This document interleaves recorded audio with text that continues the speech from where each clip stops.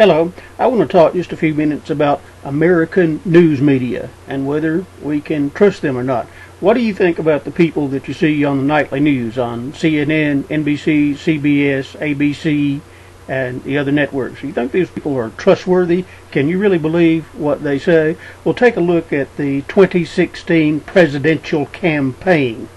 During that campaign, U.S. Senator Bernie Sanders attracted huge arena crowds all over the United States. Some of these could be upwards of 25,000-30,000 people. And what happened during the course of the campaign? Well, in spite of the fact that Sanders was attracting extremely large crowds, and in spite of the fact that polling data clearly indicated that most Americans would have supported the positions advocated by Senator Sanders if only they'd known about it, what you got from the news media was essentially a news blackout. They didn't cover the Sanders campaign very much. If they did, he was portrayed as being some kind of communist kook with pie-in-the-sky policy proposals that would never ever fly in the United States. And why is that? Well, consider the ownership of news media in the United States. We don't have a public broadcaster like BBC. Yeah, there's PBS and there's NPR, but that's nothing like the BBC, which is pretty much an all-services broadcaster, which focuses a lot on international news as well as domestic news in Great Britain. But the BBC isn't supported to the extent that American media is by paid advertising. The largest media companies in the United States are companies that are publicly traded on Wall Street. They are owned by shareholders, large numbers of shareholders. And of course, in these corporations that have this type of shareholder ownership, there are of course proxies and voting blocks and other arrangements that are made to ensure that only a certain group of people control those corporations.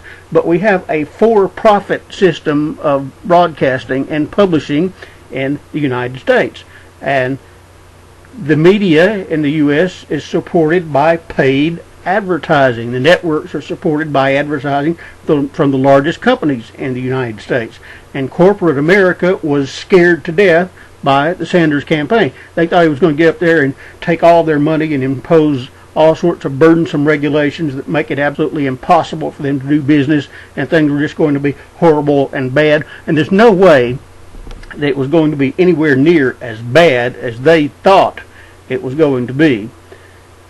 Now, I like Bernie Sanders. I supported his campaign. Do I think that the tax proposals were necessarily reasonable? No, I wouldn't want tax rates to be as high as Senator Sanders proposed, because I think you have to allow room for good guy millionaires and good guy billionaires, and there are a few around. They're not many, they're not the majority in the United States, but there are a few guys around who try to do right by their employees, who pay people well, who employ people on a contract type basis, and who pay good salaries, who provide 100% health insurance. There are those people around, and I think you have to allow room for people like that to operate, people who want to really live their personal values and treat people like people and put human needs ahead of other needs. You do have to allow room for that. So I would not have supported making tax rates necessarily as high as Senator Sanders wanted to make them. And I don't think that any kind of 90% tax rate, I don't think that would ever have become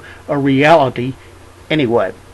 But what happened in the United States is the corporate bosses at Time Warner and Disney, which owns ABC, and General Electric, which owns NBC, those folks didn't want their networks reporting on the Sanders campaign, and they certainly didn't want the networks to report on him as someone who might be a reasonable choice for president. The Sanders campaign was marginalized all throughout the entire Democratic campaign season. There was, in fact, a news blackout, and this was in spite of the fact that I saw polling data over and over again saying that most Americans would have supported Senator Sanders' positions. Huge percentages had the same positions as Bernie Sanders in the presidential campaign, they would have supported those policies. They were not allowed to learn about those policy proposals because of a collective news blackout that was instigated and maintained by the corporate bosses at companies like Time Warner and Disney and General Electric and CBS. So what does that tell you? It tells you the corporately owned media in the United States tells you what they want you to know. They tell you what they want you to believe. If they don't have a stake in a story, they might try to report it objectively. If they do believe that they have a corporate stake in a story, they'll report it the way they damn well want to report it, or not report it. You know, I told somebody a while back that I sometimes listen to Radio Havana and get news from there. And they're saying, why in the world would you do that? No, that's government censored, government control. Well, yeah, but what about American news media? American news media is largely corporate censored and corporate controlled. The big networks and the big newspapers and the big websites, they tell you what their corporate masters want them to tell you.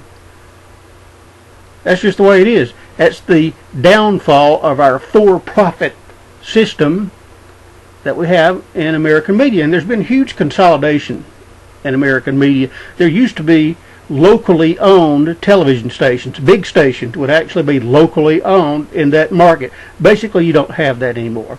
What you have as far as locally owned stations are usually some small low power stations, and some of these actually have pretty decent news operations. Some of them do. I've seen one or two. But the biggest stations are generally owned by huge corporations. So what you had in 2016, you had almost a complete blackout of the Sanders campaign, in spite of the fact that he was getting 20,000 here, 30,000 there. Polling data indicated that people supported his proposals, or they would have if they had known about them, by unbelievable margins. It's a fundamental flaw of our system of news media in the United States. You know what my favorite news organization of the big news organizations that you have in the world, you know what my favorite one is? It's the BBC. Now, I'll say this about the BBC. They, too, have been in the Hillary camp. Why is that? They're looking at it from a point of view of international relations and what they think is going to happen on the world scene. Their knowledge of domestic issues in the United States is somewhat limited. And that's also true of Reuters. They look at global issues mainly, issues like climate change and international, well, to a certain extent, international free trade and security policy and what's happening in the Middle East and all those things. And they don't have a lot of concern about domestic policies in the United States, such as the lack of universal health care. And unfortunately, universal health care went down in flames in the 2016 presidential election because Hillary Clinton isn't going to support it. She said so many times. But I like the BBC a lot better than I like American media. I think their reporting is outstanding most of the time on most issues, even if their understanding of domestic policy in the United States is somewhat abysmal in certain areas. How's the BBC supported? BBC is a publicly funded network. They have traditionally not relied on advertising the way American media has, and so the for-profit interests have not controlled the BBC as they have American media. And if you ever spend some time on BBC World News, you know there's a BBC News Network that you can see a lot of cable companies in the United States. Full-time network, kind of like CNN, is just the BBC News Network. And sometimes you can see BBC World News on other networks as well. It has sometimes appeared on public television networks. They'll air the latest edition of BBC World News or something like that. And I think the reporting is generally excellent, and it's not controlled by the agenda of advertising revenue, the corporate agendas of companies that purchase advertising revenue in the United States. You don't have that problem that you have in the U.S. because it's a publicly funded network. Always has been. And I think that's led to quite a bit of journalistic excellence, in my opinion. Now, I do think they got the U.S. election wrong, that both the BBC and Reuters, which is more of a private organization, but even though Reuters is I believe, a for-profit organization, I still think the reporting is better than it is on the American networks. But I do feel it would be a lot better off with a publicly funded broadcaster such as BBC. And NPR and PBS are nowhere near that. I mean, they do have some independence, and they've done put more emphasis on investigative journalism and things like that, but they actually have been pretty supportive of the Hillary camp too. As a matter of fact, I think they spent entirely too much time in the past covering the Tea Party. NPR and PBS covering the Tea Party. Well, I don't know as much about PBS, but I know that NPR certainly did. They'd broadcast these interviews with these Tea Party people, and that would headline some of the newscasts. It's been a while since I've listened to them for that very reason, and also the reason that they also have been in the Hillary camp. But for international news, I turn to the BBC and Reuters. Who can you believe in the United States? Who can you actually trust? I hate to tell you this, but I don't know of any news outlet that you can trust in the United States. About the best you can do, just kind of see what they're reporting and kind of try to guess what's actually going on, because you don't know how slanted it is, but you do know that they report their corporate agenda. We saw that from the 2016 campaign. So here's what I do as far as getting my news. Now it's the print edition of the El Paso Times or the Las Cruces News, and I'll just flip through there and kind of read what's going on. And the reason that I don't watch the news channels that much anymore is because it's just so damn depressing, this reality that we've moved into in the United States.